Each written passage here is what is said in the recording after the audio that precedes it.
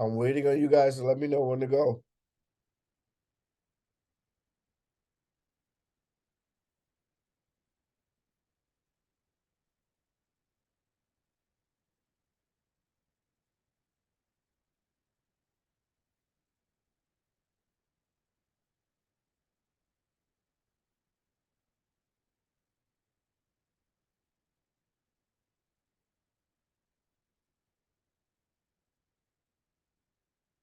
You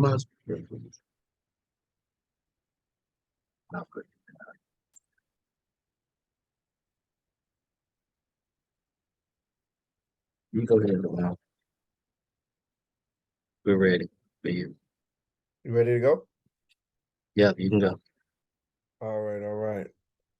All right, well, welcome everyone to the session pertaining to financing your new construction project.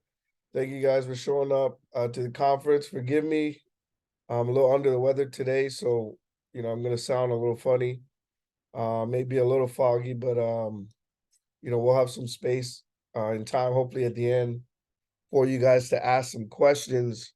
And I'll try not to go too fast, but there's a lot I want to cover, a lot of ground I want to cover. When it comes to financing a new construction project, I have clients come to me and most of the time they're not ready. So what I want to do is give you kind of some context and some guidelines around what it is that you need to do beforehand before you're ready for financing. When you're doing construction, there's a lot of pre-work you have to do, before before you're even ready to break ground. So I'll cover a little bit of that. We'll get into the financing formula around, what we use as lenders to determine how much we're going to fund. And then I'll also give you the free tool at the end that will, may help you a little bit in trying to run your numbers. So let's just jump in. So one of the very first things you're going to be challenged with when trying to get into the new construction space and trying to get funding is the number one thing every lender, doesn't matter where you go, they're going to ask you, what is your level of experience? This is the first hurdle and usually the main hurdle that stops most people from moving forward. I'm going to give you I'm going to give you a way to get around this. When I started, I got into development myself back in 2019. From time to time, loan programs pop up, and you have to take advantage of them when they do pop up, because they can be gone here today and gone tomorrow. And there was a funder that allowed brand new builders to get in and get their first project funded. That project, literally, I got funded in I got approved and dispersed in like December, and it went away in January. They brought the program back, and then it went away again. So it's just, it depends on, when you come for financing. Um, there may be an opportunity for, a brand new builder to get in. There's some compensating factors that, underwriters will look at. But the number one thing you have to get over is your experience level. Majority of banks want you to have 3 to 4 projects under your belt in order to get funding. And that's kind of, it can be kind of frustrating because it's like, well, how in the world am I supposed to get the 3 to 4 experience projects under my belt if you won't allow me to do my first one? So, there's one thing you can do to get around that. But let me just talk briefly about what counts as experience. In some loan programs that we have, they will look at prior experience being fix and flips. There's some guys that are in the business as contractors for 10, 15, 20 years. And, it's rare that you will be able to leverage that experience because they're looking at it as though you have experience maybe doing construction, but you've never been the responsible party or the financial under the financial responsibility on a project, meaning you weren't on the closing statement or the HUD. So what counts as experience is usually you showing that you or your company was on the HUD that purchased the lot and financed the construction on a prior project. That's what they will consider as an experience, an experience, prior experience. And, underwriters will look back all the way to about 5 years past to where you have to have those experiences within the last 5 years. Now, if you don't have the prior fix and flip, if you don't have an actual um development project under your belt, one thing you can do is you can partner. This is the best way for a new developer to get in, is to just essentially form a joint venture agreement or a full-blown LLC with a partner that has prior experience. It could be a prior investor that has done development in the past. It can be a builder, contractor, anyone that has those prior HUDs, because when you submit your financing application, they're going to be looking for something called an REO list. You're going to have to list the prior projects that you did, and the underwriters most likely going to ask for the HUDs or the closing statements from those prior projects, and they want to see who's on it. And this is why partnering will allow you to gain experience, because even if you were just a 10% owner on a prior project, you get credit for that prior project under your experience list. So, one way to do it is to just partner with someone. You give them a percentage of the business of the LLC, and we take the LLC and we use that as the entity that's going to close on the financing. Now, here's a key caveat to this partnership piece, right? You want to make sure that whoever you get in bed with, whoever you partner with, you understand their integrity, you understand their experience, you understand who you're dealing with, because you're essentially, you're marrying someone in a business sense to execute a project all the way to completion. So, and in that, the underwriter is going to look at the percentage of ownership, and anyone that is above 20% ownership on an LLC is going to have to be a guarantor on the loan. That means their credit's going to be evaluated and they're going to have to sign on the dotted line.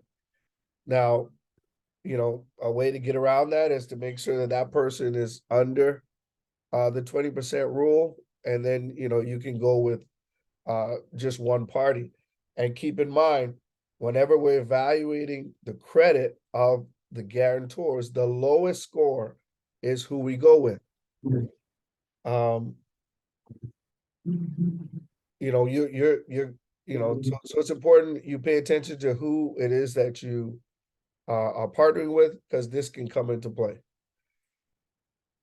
Now, once you've gotten past your experience piece, what you're going to want to do is focus on the pieces that you need in order to actually submit an application. One of the biggest pieces that you need is your budget. Now, in the construction field, there's a professional term they use called a takeoff. You can go and get a company, a third-party company, or someone to take your plans. You need to have your plans drawn up by an architect or a draftsman or somebody, and you could take those that set of plans and actually have those evaluated and estimated by a professional, and they can give you a list of the different materials that are in your project and prices in purchasing that material, as well as estimated labor costs. This is an example of a takeoff that I had done on one of my prior projects. You'll see that it's just an Excel spreadsheet. It has some some lumber counts, measurement of maybe the quantity of concrete that you might have. Every piece of your project is broken out into a line item, and they will apply a price to it, and also a labor cost. And this is how you can kind of determine what your numbers are. Alternative to this, if you don't want to get into the weeds around construction, because maybe you don't have the experience involved in understanding how to measure out your lumber and, price per linear feet and all these other specific terms, you can just deal with your builder and have them generate a budget or scope of work for you. Um, your budget is going to, you want to make sure that your budget is broken down into various categories, because whenever you're submitting your project for funding, the underwriter is going to want to see each category broken out separately and what that covers. Because whenever you get in the field and it's time for you to do what they call a draw, and we'll talk about more of this later, the draw process, you essentially are going to be choosing which line item you're pulling money from for each draw. And if you don't clearly define what it is that is included in that particular line item, you could end up in some problems, and it could be some confusion during the draw process to where you may not get all of the funds that you need. If you have an underwriter that's being a little bit difficult, or they just don't feel as though that line item covers what you're requesting on your draw. So it's important at this stage to make sure that your budget is broken out, and you put some detailed notes involved into what it is that you're what it is that you're estimating that it's going to cost you. Now, this budget is going to be submitted at the time that we do the appraisal. This is going to be referenced throughout your whole construction process. So you want to make sure that you don't have this with one number and then you're working off of something else later. Once you submit this, you're kind of stuck with you're stuck with this with these numbers. So just keep that in mind. Now, in addition to your budget, you obviously also need to have a builder contract if you're using a builder. Now, one of the reasons why I came to Houston was because you can be your own builder. That's one of the benefits of building in Houston. And some other states allow you to just be your own builder as well, where you take on the liability. But if you're working with a builder, you're going to need to provide a builder contract in order for you to get funding. And in some cases, your builder may need to be approved. It depends on what route we go and what loan program we use. Now, in your builder contract, these are some of the things that I learned when I first hired my first builder that I didn't think about at the beginning. Excuse me. So you want to have some essential things in that builder contract to cover yourself. You want to make sure that you define the timeline of execution of what you're expecting to be done and when it's supposed to be done. Because what you don't want to do is you don't want to have a builder drag their feet and take their sweet time while you're paying interest on your loan, on your construction loan every month. I've had nightmare scenarios where people have come to me and said, hey, I have this construction loan out, but my builder hasn't touched my project and it's been 6 months. 6 months of interest can kill the profit on your deal. So this is very key. Also, you want to make sure that there's some sort of penalty for non-performance or delays in your contract. There needs to be some sort of remedy for this, for you to either get out of the contract and get a new builder, or for them to have some sort of for you to have some sort of recourse against your builder. You want to also think ahead of time about what materials you're going to use. There's some builders out here that are cutting corners, or they'll leave certain pieces out of your project, or they'll use materials that are very cheap and don't last very long. And, you want to pay attention to what materials, what kind of flooring. If they use very cheap flooring in your project, you can end up with floors that are warping and peeling within a matter of weeks after construction's done. If they're not using the proper waterproof material in your showers, you can end up with leaky showers, which is a massive disaster. If they're not using quality plumbing in the walls for water, for your water lines, if your HVAC guys are not using quality duct work, there's all these different things that you want to think about at the builder contract stage when you're writing up this contract. Don't just get a contract from a builder and just move past this. You could end up getting burned. Just a warning. Excuse me. So also the draw schedule is important. You wanna make sure that you clearly define, at what stage your builder is going to want a certain portion of the money for a particular stage. You wanna define all these things and anything else you can think of, make sure you cover it, put that in your contract so that you can cover your bases. It's very important that you do this. So far we've talked about you having your budget, scope of work, and your contract. Those are two key pieces that I need from you in order to move forward. Let's also, uh-oh, did my thing crash on me?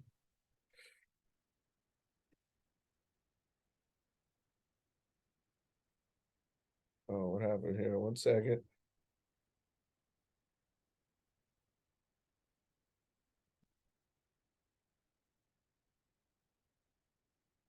Did somebody take over?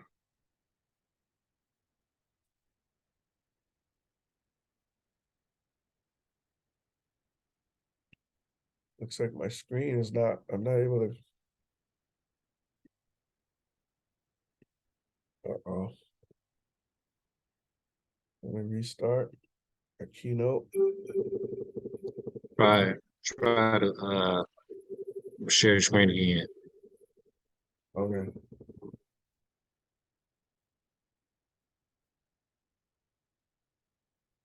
What's going on here?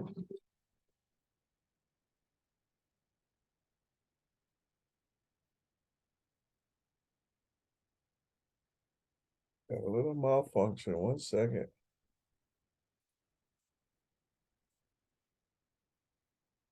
Okay. Can you, let's see. Let me share it one more time.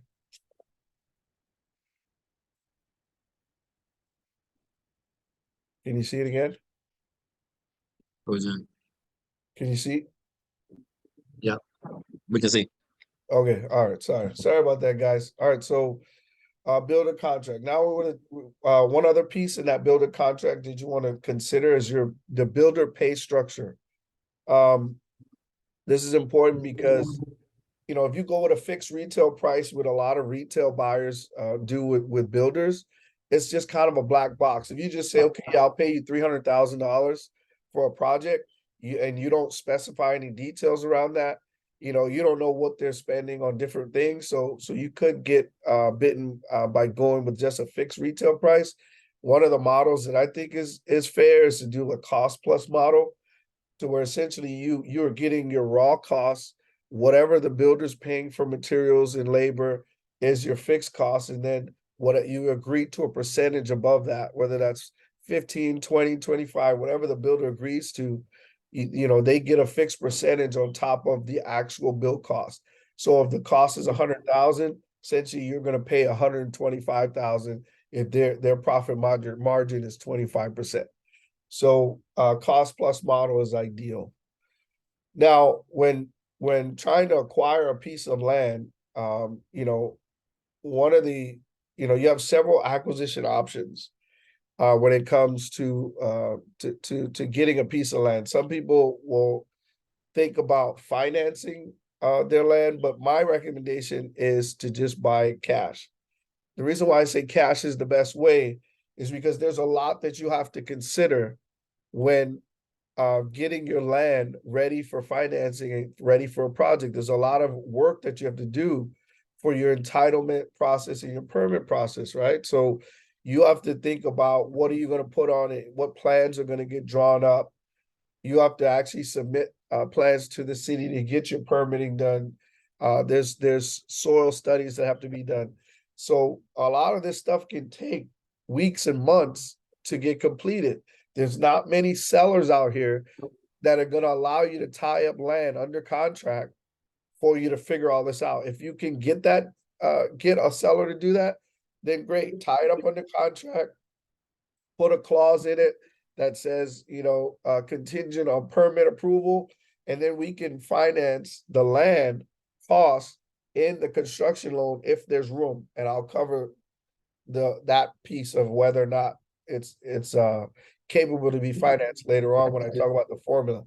But ideally, you want to lock up a land in cash and not be under the clock, not have interest payments that you're paying on a loan while you're trying to figure out the whole entitlement process. Because a city, there's no telling when a city is going to give you a permit. They could take 4 weeks, they could take 6 months if they wanted to. So you'd be at the mercy of all these other third-party individuals if you don't have the land paid cash and you're under the gun with some financing on a lot. And keep in mind the funds that you put up for the lot in cash, you will be able to get that back at closing. One of the hacks that I did when I first got started was I got business credit.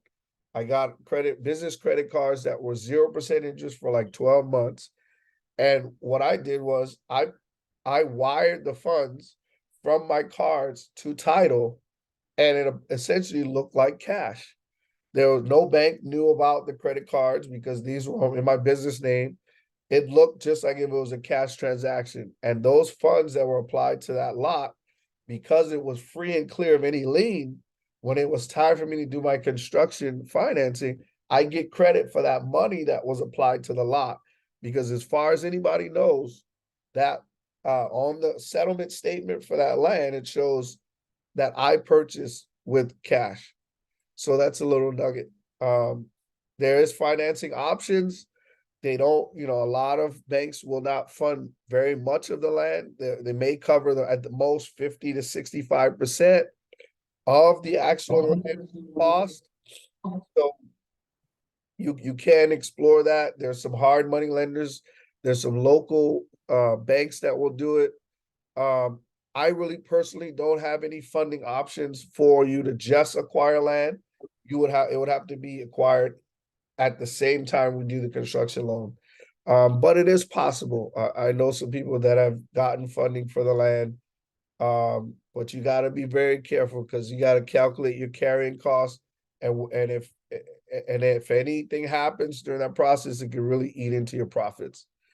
And keep in mind, if you finance the land, the construction loan is going to have to pay off that land loan in order for you to close on the construction financing. So you can't have, say, 50,000 for land and then put a $200,000 construction loan in addition to that on the project.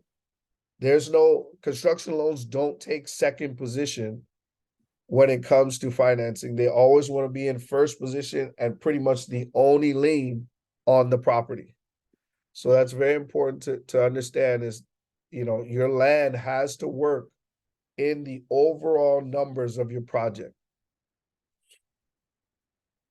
Let's see. Now, so you got your scope of work, you got your plans, you have your lot, and at this point in time, you've already gotten your project submitted to the city, ideally, because some programs will let you close where the permit is not actually approved. I don't recommend going that route. I always recommend getting your financing once your permit is approved.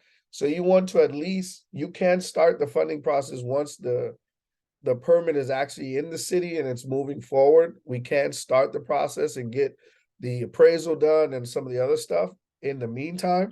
But you do want to have that permitting pretty much ready to go when it's time for financing. So at this stage, ideally, you got your permit, you got your plans, you have your scope of work, which is essentially your budget, and you have your builder contract if you're not going to be your own builder. Now you're ready for financing. At this stage, you're ready. And you're going to need some additional liquidity beyond the land or any of the plans and all that stuff. So you got to make sure you have money for all that stuff pre-construction. That's your soft cost when it comes to construction, is getting the land, getting the plans done, any soil study, any engineering work, your permitting costs, your impact fees to the city, any survey costs involved. All this stuff is soft costs. And some of this, depending on what program we go with, some of this can be reimbursed to you later. But just keep in mind, in new construction, it's very capital intensive. You're definitely not going to get into new construction without any liquidity. But at this stage, you're ready for financing. So I'm going to cover two different approaches. I have a brand new opportunity that's come about, what we call one-time closed construction. I'll cover that later on. But the traditional way that most investors are funding their new construction loans are essentially with hard money loans, which are essentially considered short-term or bridge financing. This is predominantly how it's done. This is the most flexible.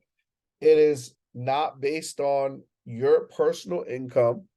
It's solely based on the asset itself and the viability of the project, whether or not there's enough room in the future value and whether or not your build costs are low enough in order for you to finance the project. So really pay attention here, because I'm going to go through the formula, the 70% ARV rule of what it's going to take to get your project funded. All right. So essentially what we're going to put together and determine is, what is your ARV? The number one thing we have to know is, what is the value of your project's going to be? What is it going to be once you're done building? And the way that we determine your ARV is taking the set of plans, taking the scope of work that you've gotten done from your builder, ideally, or the takeoff that you got, and we're going to hand that to an appraiser. The appraiser is going to do a future appraised value. Essentially, they're trying to project in the future based on today of what the value is going to be. It's kind of a oxymoron when you think about it. I mean, they're trying to project in the future, but they're really only looking at what has sold in the last 6 months. And then they're just trying to determine a number based off of that. Once we have your ARV, that is essentially your ceiling. A lender is not going to go above 70% of whatever that ARV comes out to. So if the ARV is 100,000, you will not be able to fund in any scenario above the 70%.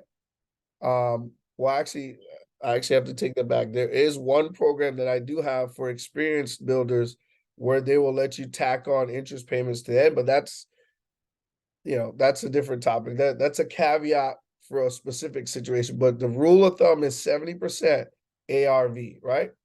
So once we determine your ARV, let's say that in this scenario that I'm running the numbers through, let's say your ARV is 500,000. 70% of that is 350,000. You're not going to be able to finance anything more than that. Once we've determined your ceiling, ultimately, in most of the scenarios that we go, and I'm making a lot of assumptions here because everything when it comes to construction financing is a case-by-case basis. So bear with me. This is a broad brush. I'm making a general assumption on a particular scenario.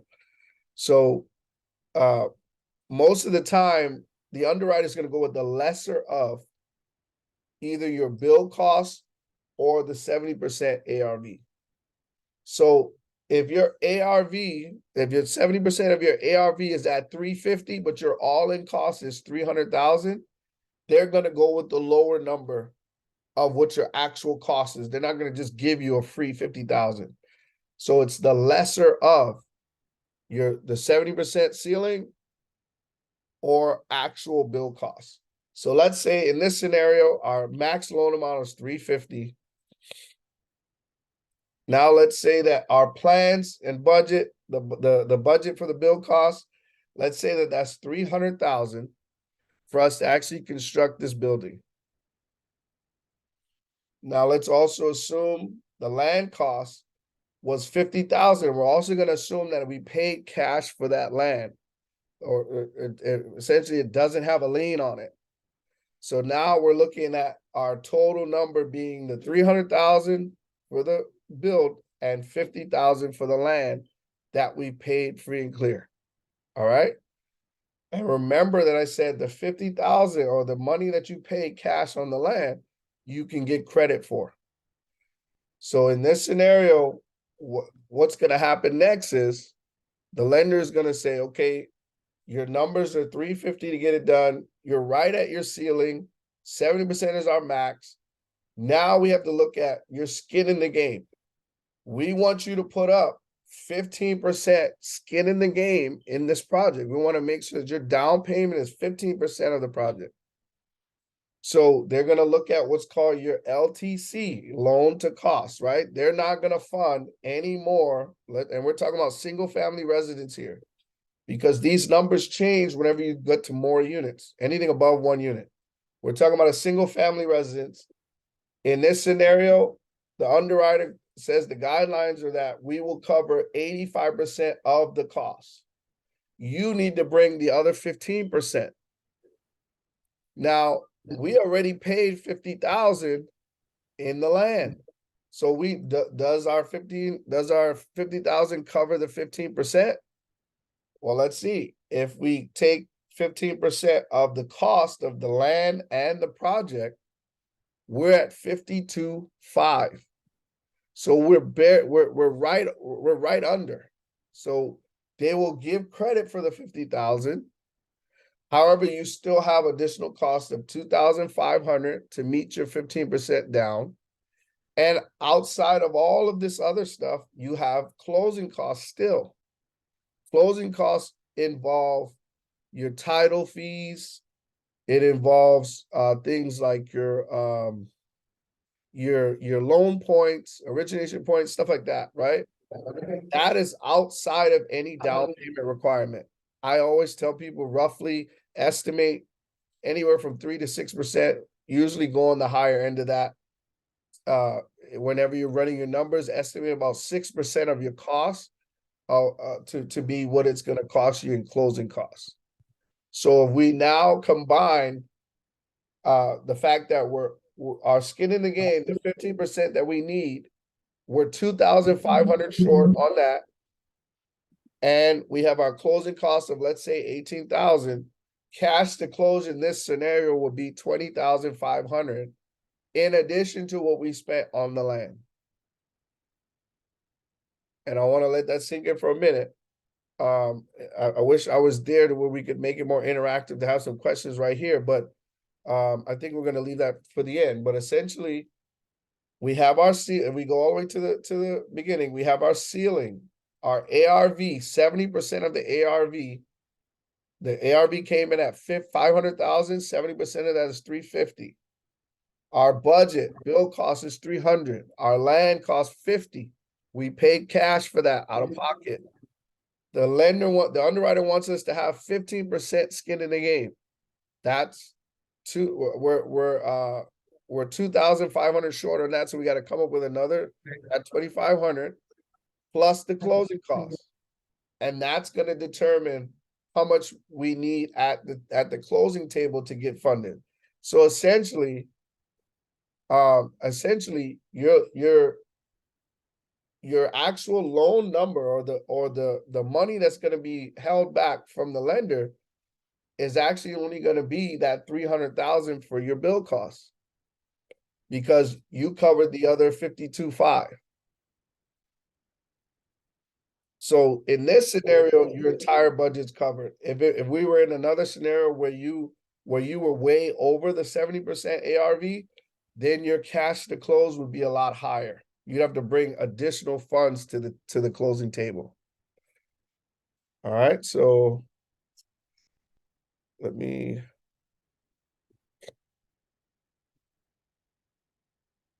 Now this is the hard money scenario. Keep in mind, whenever you're doing a new construction project, the lender's gonna set aside that budget that we determined. Let's say that budget was 300,000. They're gonna put it in the escrow account. And when you have to do the work first, do some work first, and then you're gonna request a draw. Some requirements, some underwriters have requirements where your first draw has to be minimum of like 10 or 15% of the budget or something like that. You can't just, you don't want to have a draw every time you spend $1,000 on your project. You want to do a large sum of work if you can, and then be reimbursed, because there is a draw fee that you pay every time, an inspection fee potentially that you pay every time you request money from for a draw. So always remember, you got to have, in addition to the cash to close that you have to have, you're going to have to show that you have some funds to actually break ground. So you have to have another set of funds that you didn't pay at closing, but you have as backup for you to actually go and turn dirt. And then once that's done, they're going to reimburse you the funds, when you go and request your first draw and your subsequent draws. And it's just a repetitive cycle. You do the work, submit, you request an inspection, submit some photos, and then you get reimbursed, and just keep doing that over and over until your budget is exhausted, and your project's completed. All right. Yeah, I already covered that. We work first and then you get reimbursed. Now, the other loan program that is fairly new, to come out with the one-time closed construction. They've always had one-time closed construction programs. However, it was restricted to only primary residence. And recently they've opened it up to where you can build 1 to 4 units. It can be primary, second home, or an investment property, which is pretty cool. The one-time closed construction loan is really, really nice because you can go up to a 90% ARV if you're building a primary residence single family home. And actually, in some cases, you can go up to 95%. I'm sorry, not 90, 95, to where you only put down 5% and you can build a new home from the ground up. And there's only one closing.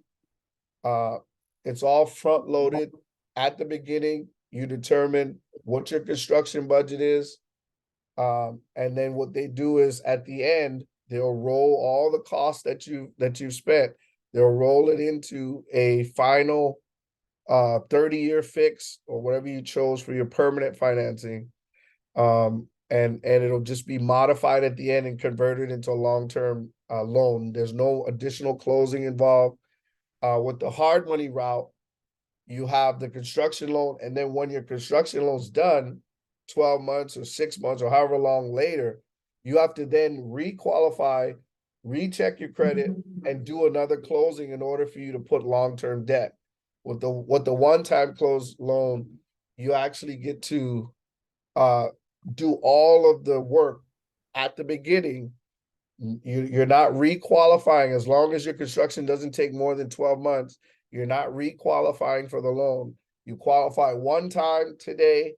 We do the construction loan, and then it'll convert long-term financing later on.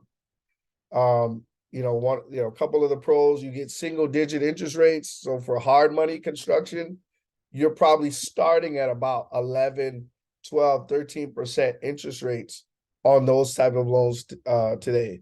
Those are just going to be double-digit higher cost loans.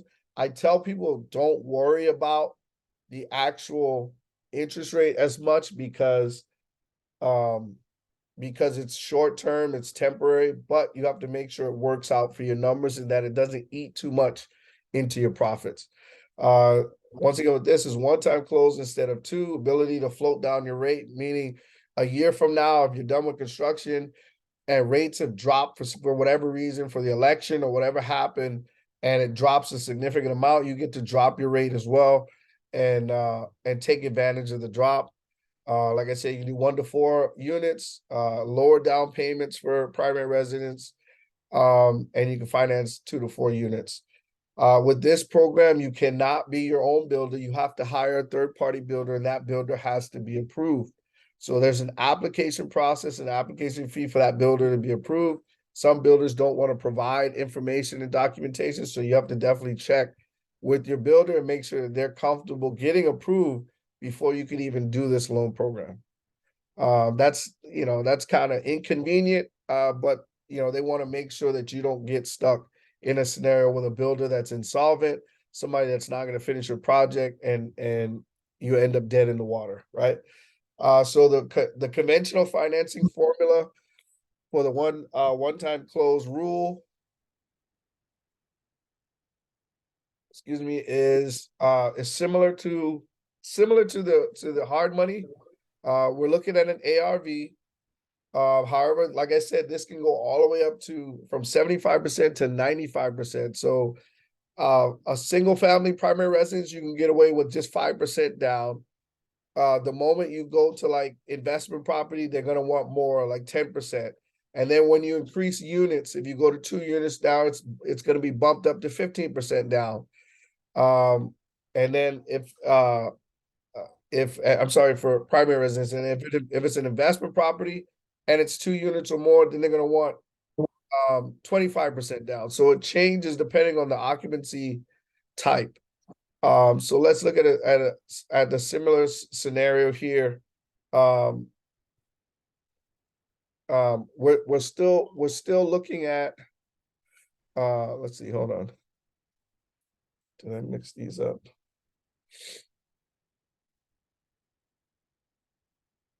Okay, so yeah, so sorry, lesser of your actual budget. So even though our ARV is 500,000, in this scenario, once again, our cost is still only 350, right? So they're not going to let us go up to 95% of the ARV. They're still going to look at the cost being 350. Now, if my cost was at 450,000 or 500,000 with the one-time close, I actually can go up higher. If it was a primary residence, they'll give me 95%. But in this scenario, the actual cost is 350. So they're still going to cap the loan at the lesser of the ARV or actual budget. So we're still in the same scenario, 350,000 for the land. They're once again, we're still going to look at the LTC, the loan to cost, and they're going to determine how much skin in the game you need to bring. If this is a 5% down primary residence project, they're going to look at, okay, of the land, of the bill costs, 5% of it is what you have to bring to the table. So if it's 17.5 and you paid 50,000 for the land, you have way more that you've put in than what's required for down payment. So you're covered there. Now we have to consider closing costs. Let's roughly estimate 5% on this because it's conventional, little bit less fees. Let's say 17.5 for closing costs. If you put up 50,000 for the land and your closing costs is 17.5 and your skin in the game down payment is 17.5, you're left with about 15,000 at the end that you could actually get back at closing and get paid back to you in this particular scenario, because your down payment requirement was a lot less. Let's say this was an investment property and the down payment requirement was 10% and not 5%, then you would be short only 2,500. So you'd have to come to the table with 2,500 in this scenario. However, with this one-time closed construction loan, the beauty of this is you don't have to worry about coming with funds out of pocket to break ground. They're actually going to fund the first draw to the builder for them to break ground. So there's less money that you have to come up with when you go this route, and you have a lower interest rate, higher leverage, etc. So this is a game changer. This is a program that you have to qualify based on your income. So you got to show pay stubs, documentation, tax returns if you're self-employed, and your DTI has to be in check. So if you check those boxes, you can qualify based on your income, then you're good. You can do this loan program. Some of the underwriting guidelines around this, your builder has to be approved. Like I mentioned, there's an application fee. Your builder is going to get an initial draw up front to break ground. You got to get an appraisal to determine the ARV. You will need you don't have to have a full engineering set of plans, but we will need a bank set that just essentially shows floor plan, some elevations, stuff like that. Like I mentioned, they're going to take the lesser of either the ARV amount, whatever leverage they have for the ARV, or the actual budget numbers. Your closing costs is essentially, your closing process, they can do remote closings with title. Essentially, they will put aside the budget numbers that you're approved for in an escrow account that you're going to draw from. There is a construction loan management company that will coordinate with your builder to make sure that they're doing what they're supposed to do. They're going to do inspections with that builder and issue draws to that builder. And you have to have your permit approved in order for you to close on this particular loan. You can't close beforehand, so you definitely want to have your permits done if you're considering one-time close, the one-time close construction loan. Let's see, and then like I mentioned before, your down payment requirement will go up depending on what type of occupancy and how many units. Your credit profile is only good for 6 months, so you definitely want to make sure you do all that pre-work before you come for your financing, because once we pull your credit for the application, it's only good for 6 months. And then keep in mind, you got to make sure you're ready to roll once this loan closes, because you got 12 months for your loan to convert into the permanent financing without your credit profile being reevaluated. So you want to make sure that your construction is under that time frame. Anything beyond 12 months, if you're doing a huge mansion or something really large, and it's going to be like 18 months plus, then you definitely got to have to prepare that you will have to have your credit reevaluated in a year from closing. This is a free tool that I have that I primarily use for my own personal clients. I've made this available to you guys today. You can scan the QR code or grab the bit.ly link here. It's for those that want to kind of plug in their own numbers. I recommend that you get a consultation with me, and we actually sit down and I go through these numbers with you on a particular project, because you got to know what levers to pull, what things that you want to plug in. You pretty much everything here that's in yellow is kind of what you can change to determine what is your cash to close, or how much liquidity you're going to need at the end. I can plug in what my lot costs are going to be, whether or not I'm financing or I paid for it free and clear, what my bill costs, how much my loan points, what my loan rate will be. By plugging in all these numbers, it just gives me a quick assessment. Okay, look, you're going to have to, based on the ARV, based on your bill costs, you're going to have to come up with X amount of money, or you're going to potentially get some money back at closing because you put up a bunch of money for the land. So this is a little tool that I use that really helps me move quickly to evaluate a particular project and the financing requirements around that. This is a private Excel spreadsheet. Please do not share this outside of this room. I do see who can access it. So really use some integrity. Make sure that you guys are only using it for yourself. Don't share it. Please don't resell it. And like I said, I recommend you setting up setting up an appointment with me, and we can actually go through this so you don't have to actually do this, plugging these numbers on your own if you don't fully know how to do that. And last but not least, homework for today would just be after today, I would say, hey guys, go and try to pre-underwrite a project. Go and look at some land, talk to a builder, try to get some numbers run, plug it into the calculator, see how this would, how much funds you'd have to come up with. Does the project make sense? What would be your profit at the end? And see if you can make a deal work. I am your speaker here. I should have covered who I am and what it is that I do at the beginning. I kind of wanted to just jump in because I knew we were running behind. But I'm now recently I got my own mortgage broker license. I was previously with HK Lending, which is family owned. I'm now my own mortgage broker, so I offer these products directly through my new company, Multicultural Mortgage. I'm a loan officer licensed since 2019. I've been in and around the business since 2002. I was my prior life was in software engineering, so I have a very technical mind. I've gotten into building and construction since 2019. I've developed several duplexes here in Sunnyside and in the Acres Homes area, and I have a lot more in the pipeline. I use my own products to fund my deals. So when you're dealing with somebody that is a developer and is a lender, I have kind of unique perspective on the guidelines and what it is that you can run into and some of the pitfalls ahead of time, so we can know how to craft our budget or how to move numbers around or do whatever we need to do in order for you to get funded, versus you throwing something at a lender and then they just coming back and giving you a denial.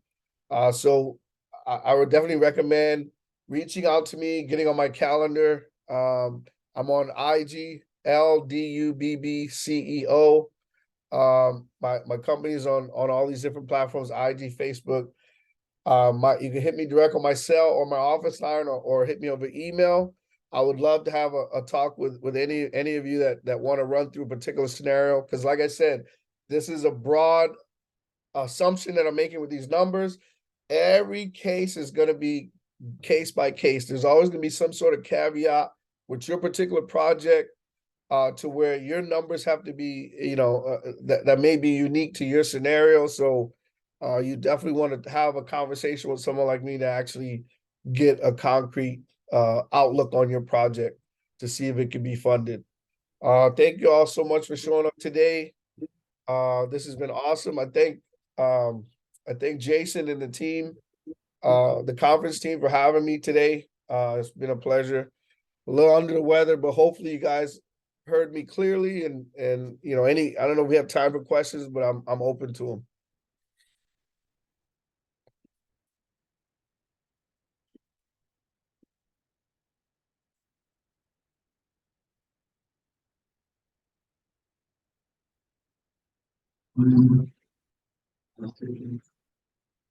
Uh-oh, I want to keep my screen on.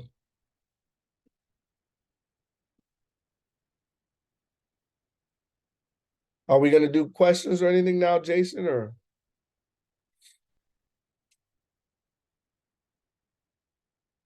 He says, can you hear the questions? No, I can't hear anything.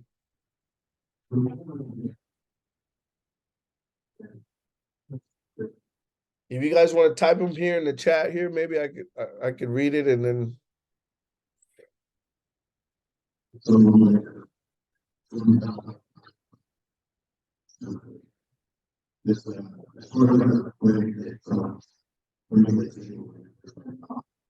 He's asking how much liquid capital you need to bring to the table starting off on projects. Like I said, you're gonna have to use that calculator to kind of determine, right? Based on that formula I went over, you have to determine what your ARV is. The way you can do that ahead of time without an appraisal is work with a realtor to get a market report in the area to determine, based on the square footage, the bedroom count, stuff like that, what is your project potentially gonna be worth? What can it sell for? And then you're gonna take 70% of that and work your way back based on what I just covered with the that 70% rule. You got to deduct your bill cost from that, your land costs, and see where it's going to come in terms of leverage. And if you need more of a personal outlook on your particular project, like I said, we can use that Excel spreadsheet that I just offered there and do a one-on-one, and we can get you some concrete numbers.